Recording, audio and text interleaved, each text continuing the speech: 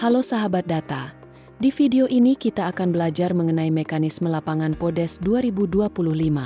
Mekanisme lapangan PODES 2025 secara umum terbagi menjadi 3 bagian, antara lain, persiapan, pendataan, serta pengawasan atau pemeriksaan dan monitoring.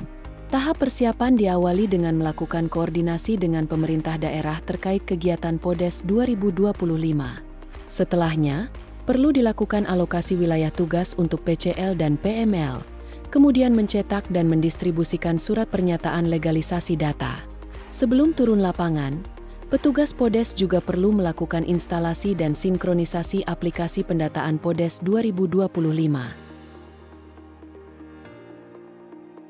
Tahap pendataan diawali dengan kunjungan ke kantor desa atau kelurahan untuk melakukan wawancara dengan aparat, yang meliputi menanyakan tentang surat pemberitahuan penyelenggaraan kegiatan PODES 2025, beserta data pripendataan yang telah dikirimkan sebelumnya, dan mengajukan pertanyaan sesuai kuesioner. Sebagai informasi, data pripendataan berisi beberapa variabel PODES 2025. Jika kuesioner belum terisi lengkap, maka petugas melakukan koordinasi dengan narasumber atau dinas atau lainnya. Proses ini dilakukan terus hingga seluruh pertanyaan dalam kuesioner terisi lengkap. Saat kuesioner sudah terisi lengkap, petugas kembali melakukan konfirmasi dan finalisasi data, serta menyelesaikan pengumpulan data dengan meminta tanda tangan pada surat pernyataan atau legalisasi. Setelah itu, petugas melakukan foto dan upload surat legalitas dan melakukan submit data. Bagaimana jika ditemukan desa kelurahan baru? Jika terdapat desa kelurahan baru yang belum ada master desa pada aplikasi pendataan PODES 2025, maka petugas perlu mengisikan form identifikasi desa kelurahan baru dan kemudian mendata desa kelurahan baru tersebut secara PEPI. Form identifikasi dan kuesioner PEPI yang telah terisi kemudian di-scan dan dikirimkan ke Direktorat Pengembangan Metodologi Sensus dan Survei serta Direktorat Statistik Ketahanan Sosial melalui email. Tahap pemeriksaan lapangan PODES 2025 dilakukan oleh PML, BPS Kabupaten Kota, dan BPS Provinsi.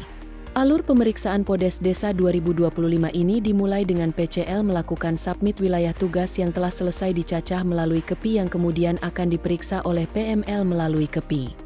Jika masih terdapat hal-hal yang perlu diperbaiki, maka PML melakukan reject sehingga data akan kembali ke PCL untuk diperbaiki.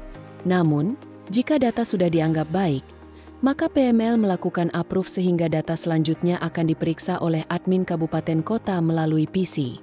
Admin Kabupaten Kota bisa melakukan reject jika data masih perlu diperbaiki, dan melakukan approve jika data dianggap sudah baik. Ketika admin Kabupaten Kota telah melakukan approve, maka data akan masuk ke server pusat. Admin Provinsi harus melakukan pemeriksaan data namun tidak melakukan proses approve reject data.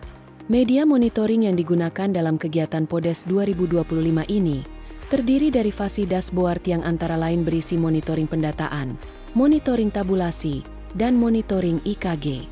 Selain itu, pemeriksa juga bisa melakukan pemeriksaan data melalui SQL Lab untuk memeriksa anomali-anomali data yang tidak disediakan pada monitoring tabulasi maupun IKG.